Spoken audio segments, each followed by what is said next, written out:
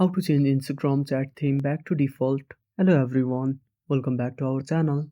So let's dive right in without wasting any time. Also make sure to watch this video till the end. Before starting the video, make sure to update Instagram to the latest version. Then open up Instagram on a device. Now tap on message icon at the top right corner. Now simply open up your chat. Now tap on the profile name. Now simply go to themes. Now scroll down until you find default. You can find the default theme next to monochrome. Now once you find it, simply tap on it and click on select. Now simply go back and that's it. Thanks for watching.